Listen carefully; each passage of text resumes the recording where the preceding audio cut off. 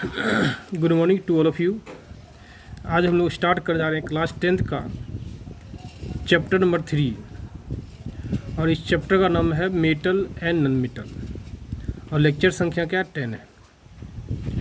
और ये classes start हुई है अजय सर की ओर से, जो कि नीचे मेरा मोबाइल नंबर और कॉन्टैक्ट नंबर दिया हुआ है और व्हाट्सअप नंबर दिया हुआ है।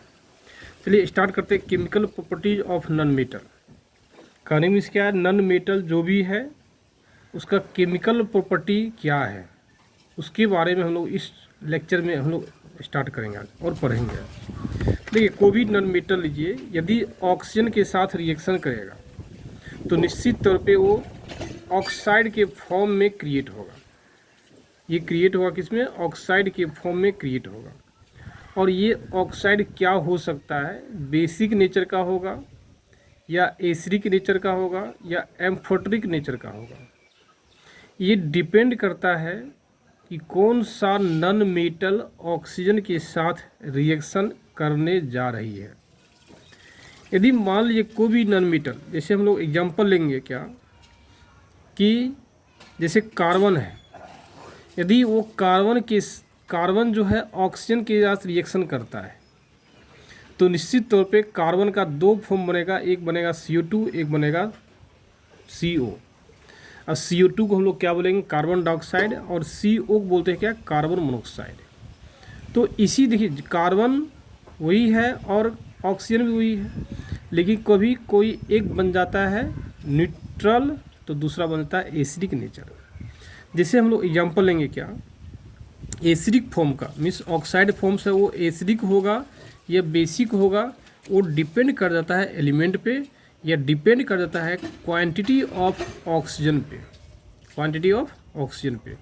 यदि मान लीजिए कार्बन जो है ऑक्सीजन से रिएक्शन करने के बाद कार्बन डाइऑक्साइड बनता है तो निश्चित तौर पे कार्बन डाइऑक्साइड का जो प्रॉपर्टी है वो कहलाता है क्या? एसिडिक नेचर कहलाएगा। तो यदि एग्जाम्पल थे SiO2, Si सिलिकॉन ऑक्साइड हो, डाइऑक्साइड हो गया, तो सिलिकॉन डाइऑक्साइड का भी नेचर क्या है? एसिडिक प्रॉपर्टी है। मीन्स आप कह सकते हैं N2O3, N2 इसको बोलते क्या? Nitrogen trioxide, nitrogen trioxide. या इसी बोलते हैं नाइट्रोजन N2O5, इसको क्या बोलते हैं? Nitrogen pentoxide. क्या बोलेंगे? नाइट्रोजन पेंटा ऑक्साइड बोलते हैं। या Cl2O7।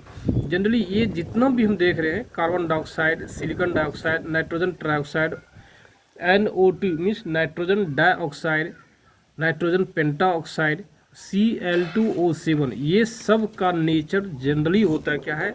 Acidic nature. Acidic nature कहने का मीन्स क्या है? ये जो है कार्बन डाइऑक्साइड हो गया, SiO2 हो गया, N2O3 हो गया, ये सब क्या है? बेस के साथ रिएक्शन करता है, मीन्स एसिडिक फॉर्म है। तो सिंपल सी बात है, एसिड के साथ रिएक्शन नहीं करेगा। एसिडिक ऑक्साइड कभी भी एसिड के साथ रिएक्शन नहीं करता है, क्योंकि खुद ये एसिड प्रॉपर्टी गेन की रहता है। लेकिन जैसे ही हम लोग न्यूट्रल सब्सटेंस आएंगे, न्यूट्रल फॉर्म में आएंगे, जैसे NO ये क्या है? न्यूट्रल सब्सटेंस है। N2O ये क्या है? न्यूट्रल सब्सटेंस है। कार्बन मोनोऑक्साइड CO ये क्या है? न्यूट्रल सब्सटेंस है। ये H2O न्यूट्रल सब्सटेंस है। कहने की क्या है? ये सब कभी कभी होता भी है, एग्जाम में पूछता है। टू न्यूट्रल सब्सटेंस का एग्जाम्पल दिए हम लोग दे सकते हैं आसानी से, NO या N2O या CO या H2O। तो इसी को जनरली हम लोग क्या बोलते हैं? न्यूट्रल फॉर्म में बोलते हैं। नाइट्रोजन का है, कार्बन का है और हाइड्रोजन का है। न्यूट्रल फॉर्म में क्या? इसके पास ना एसिड का प्रॉपर्टी गेन करता है और ना ही बेस का प्रॉपर्टी गेन कर सकता है। किंतु ऐसा पॉसिबिलिटी है कि कभी कभी एसिड की तरह बिहेव कर जाता है और कभी कभी वो बेस की तरह भी बिहेव कर जाता है। यदि मान लीजिए एसिड और बेस दोनों की तरह, ये दोनों से क्या करता है? रिएक्शन कर लेता है। यदि कभी कभी नॉन मेटल का ऑक्साइड जो है एसिड की तरह भी बिहेव करता है और कभी कभी बेस की तरह भी बिहेव करता है।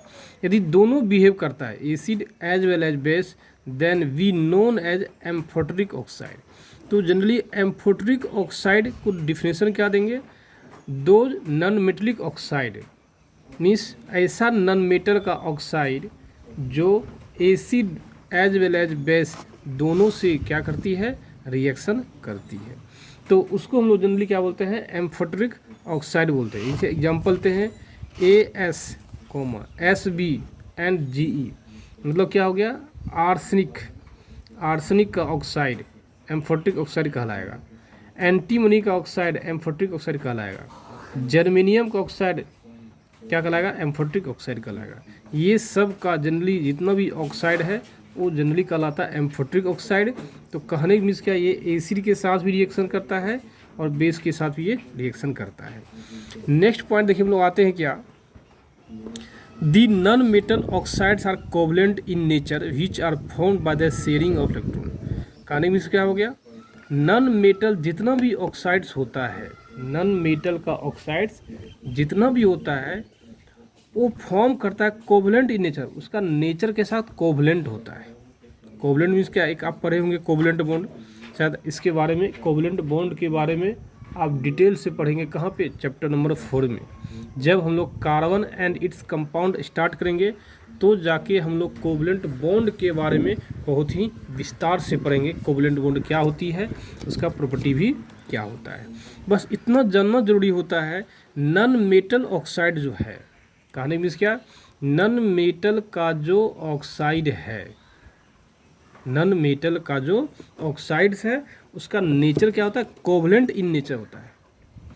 अब covalent in nature means covalent bond बनता है शेयरिंग ऑफ इलेक्ट्रॉन, इलेक्ट्रॉन के शेयरिंग करके बनता है, पार्टनरशिप से बनता है, हम कह सकते हैं।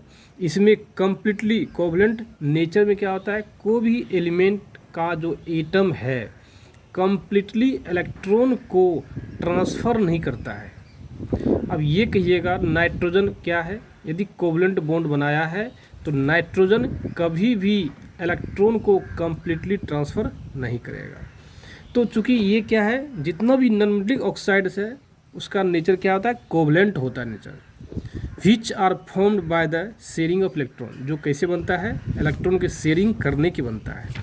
जैसे एग्जाम्पल थे हम लोग, यदि कोई एसिडिक ऑक्साइड लेते हैं, यदि कोई एसिडिक ऑक्साइड लेते हैं, यदि उसको वाटर में आप डालते हैं, कोई भी एसिडिक, जैसे CO2 क्या एक एसिडिक ऑक्साइड है, कार्बन सल्फर डाइऑक्साइड क्या एसिडिक ऑक्साइड है, यदि बाय मिस्टेक उसको वाटर में डालते हैं, जैसे कार्बन डाइऑक्साइड से एग्जाम्पल लिए हैं, कार्बन डाइऑक्साइड को यदि आप वाटर में डालते हैं तो वो बनता है कार्बोनिक एसिड बन जाता है।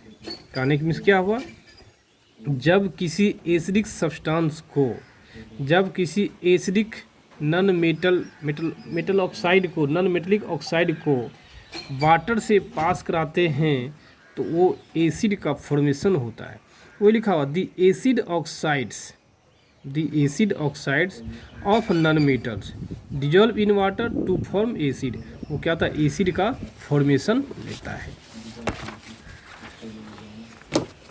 जैसे कि एग्जांपल लेते हैं हम लोग क्या, सल्फर का, आप जानते भी हैं जब सल्फर क्या करता है, रिएक्शन करता है ऑक्सीजन से, ये बनता है SO2 और ये बनता है SO3, और SO3 इसमें क्या होता है, अनस्टेबल होता है, क्या होता है, स्टेबल होता है, और SO2 क्या होता है, स्टेबल होता है। फिर देखिए इसमें देखिए क्या होता है, जब SO2 यदि बन जाता है फिर से इसको ऑक्सीजन के प्रेजेंस में रिएक्शन कराते हैं और SO3 में कन्वर्ट होता है जो कि अनस्टेबल है।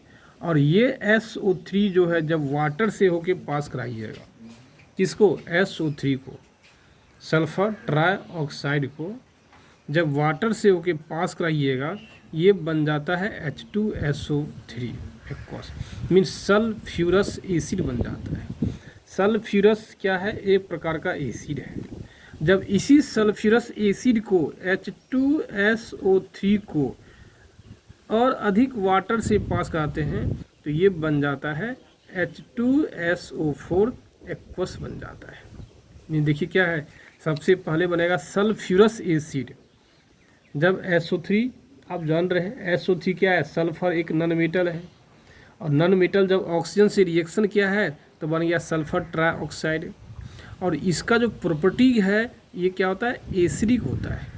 ये क्या होता है, एसिडिक होता है। जब इसी एसिडिक सब्सटेंस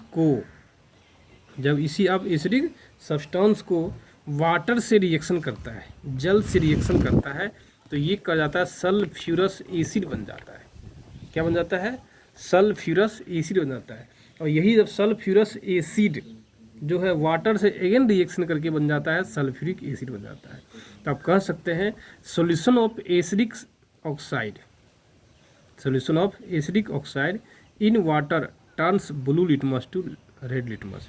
तो कहने में क्या, एसिड बेस इंडिकेटर में हमने आप लोग को पढ़ाया भी था कि लिटमस पेपर एक क्या होता है, इंडिकेटर की तरह काम करता है, जो एसिड डालने पे अलग कलर में बनता है और बेस डालने पे अलग कलर बनता है। तो कहने की मीन्स क्या, जब आप ब्लू लिटमस याद कीजिए, ब्लू लिटमस के ऊपर किसी एसिड को डालते हैं तो ब्लू लिटमस सॉल्यूशन जो है कन्वर्ट होता है किसमें, रेड लिटमस सॉल्यूशन में कन्वर्ट हो जाता है। लेकिन ये कब होगा, जब हम लोग का ब्लू लिटमस सॉल्यूशन पे एसिड डालेंगे तो जाके ब्लू लिटमस कन्वर्ट होता है किसमें, रेड लिटमस सॉल्यूशन में। एक नोट एक देख लीजिए, sulphur is a yellow solid. Means क्या, यदि सल्फर आप लेते हैं किस अवस्था में, सॉलिड अवस्था में। यदि सल्फर मान लीजिए आप गैस अवस्था में लेते हैं तो निश्चित तौर पे उसका कोई कलर नहीं होगा। लेकिन जब वही सल्फर को आप सॉलिड कंडीशन में लाते हैं, सॉलिड स्टेट में एग्जिस्ट कराते हैं, सल्फर को कंप्रेस करके कीजिए या लिक्विड स्टेट में कराते हैं, तो सल्फर का कलर कैसा होता है, सॉलिड येलो सॉलिड होता है जब सल्फर सॉलिड अवस्था में होगा तो। लेकिन गैस अवस्था में सल्फर क्या होता है, कलर लेस होता है। वही when sulphur burns in air to form a pungent smelling test. Means क्या, जब आप सल्फर को, ये जैसे मान लीजिए सल्फर को यदि आप रिएक्शन कराते हैं एटमॉस्फेरिक एयर के साथ, ये बनता है SO2 और SO3। यही क्या है, पनगेंट स्मेलिंग गैस बनता है, यही है पनगेंट स्मेलिंग टेस्ट। तो आप कह सकते हैं कि when sulphur is burn in presence of atmospheric air, it produces the sulfur dioxide and sulfur trioxide, और due to sulfur trioxide it creates the pungent smelling gas। ये pungent smelling gas क्रिएट करता है। दूसरा देखिए क्या है, जब carbon एक नॉन मेटल है, आप जानते भी हैं कार्बन एक क्या है, नॉन मेटल है। जब इस नॉन मेटल को ऑक्सीजन जब इनसफिशिएंट दीजिएगा, ये बनता कार्बन मोनोऑक्साइड, जो क्या है, न्यूट्रल है। ये क्या है, न्यूट्रल है। जब इस न्यूट्रल सब्सटेंस को, ये क्या है, न्यूट्रल है, जब फिर इसी न्यूट्रल में आप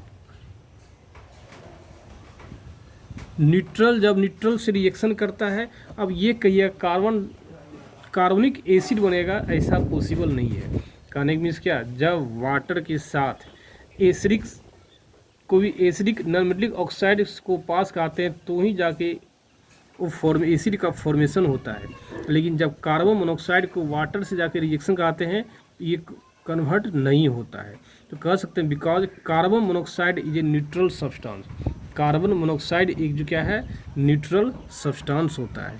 एक नोट देख लीजिए क्या है, non metal oxides are found by the sharing of electrons.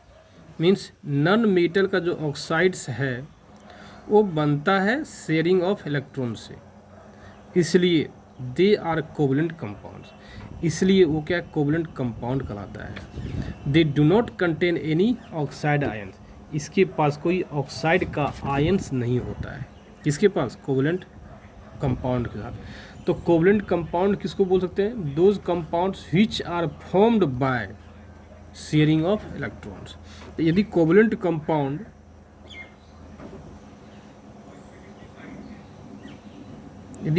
Compound का डिफिनेशन आप जानते हैं तो क्या बोलेंगे, those compounds which are which are formed by the sharing of electron between the atom and atom is known as covalent compound. इसी को हम लोग क्या बोलते हैं? कोवलेंट कंपाउंड बोलते हैं। ये क्या है? कोवलेंट कंपाउंड है। तो कोवलेंट कंपाउंड के बारे में डिटेल से आगे हम लोग पढ़ेंगे भी चैप्टर नंबर 4 में। बस तत्काल यहाँ जान लीजिए, ऐसा कंपाउंड जो बनता है शेयरिंग ऑफ इलेक्ट्रॉन से between the atom and atom. जब एटम एटम के बीच में जब इलेक्ट्रॉन का शेयरिंग होता है तो कोवलेंट बॉन्ड का निर्माण होता है। जब इस कोवलेंट बॉन्ड के कारण कंपाउंड का निर्माण होता है तो हम लोग क्या बोलते हैं? कोवलेंट कंपाउंड बोलते हैं। चलिए आज हम लोग अपना लेक्चर समाप्त करते हैं। यदि आप लोग उसमें कोई डाउट है प्लीज़ आप हमारे नंबर पे डायरेक्ट फ़ोन कीजिएगा, व्हाट्सअप मत कीजिएगा सर ये नंबर नहीं समझे, आप डायरेक्ट फ़ोन कीजिएगा। बाय। नहीं।